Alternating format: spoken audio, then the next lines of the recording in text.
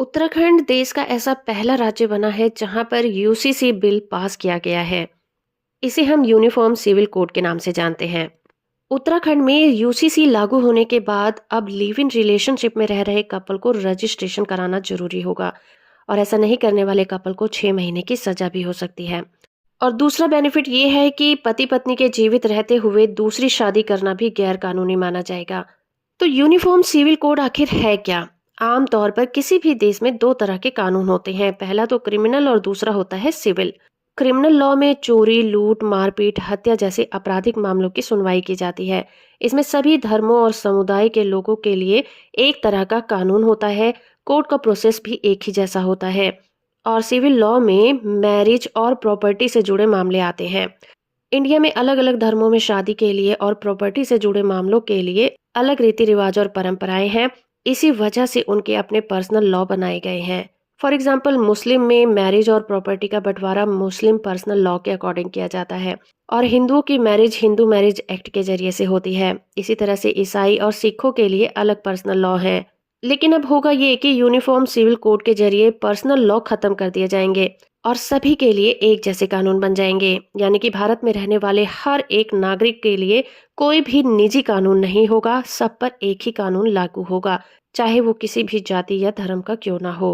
PM Modi ने भी UCC के फायदों का जिक्र कई बार किया है, लेकिन पूरे भारत में कब ये लागू होगा इसके बारे में अभी कुछ भी नहीं कहा जा सकता। आइए जानते हैं कि यूनिफॉर्म सिविल कोड लागू हो जाने से क्या बदल जाएगा। बेटा हो या फिर बेटी, दोनों को प्रॉपर्टी में एक जैसा अधिकार मिल जाएगा और इससे कोई भी फर्क नहीं पड़ता कि वो किस कैटेगरी के हैं। मौत के बाद प्रॉपर्टी, किसी की डेथ हो जाने के बाद उसकी प्रॉपर्टी का बंटवारा। अगर किसी व्यक्ति की मौत हो जाती है तो यूनिफॉर्म सिविल कोड उस व्यक्ति की प्रॉपर्टी को पत्नी और उसके बच्चों में समान रूप से बांट देता है।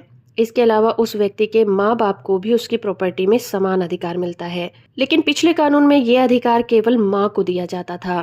डाइवोर्स लेने के लिए भी अब नियम चेंज हो जाएंगे। पति और पत्नी को अगर डाइवोर्स लेना है तो उन्हें तभी मिलेगा जब उनके ग्राउंड्स और रीजन एक जैसे होंगे।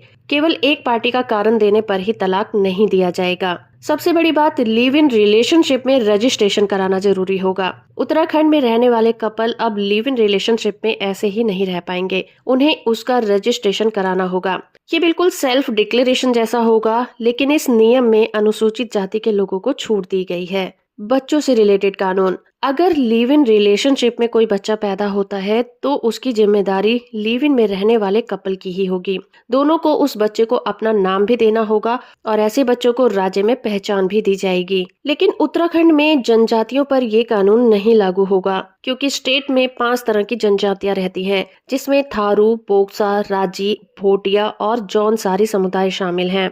इन सभी कैटेगरी के लोगों को इस कानून से फ्री रखा गया है। तो बेसिकली यूसीसी का मेन मकसद है पूरे देश में एक जैसा कानूनी स्ट्रक्चर बनाना, जो कि सभी नागरिकों पर एक जैसा ही लागू हो और उनको कानूनी बेनिफिट आसानी से दिए जा सके। होप फ्रेंड कि ये वीडियो आपको इन्फॉर्मेटिव लगा होगा। वीडियो को लाइक और चैनल को सब्सक्राइब करना बिल्कुल मत भूलिएगा।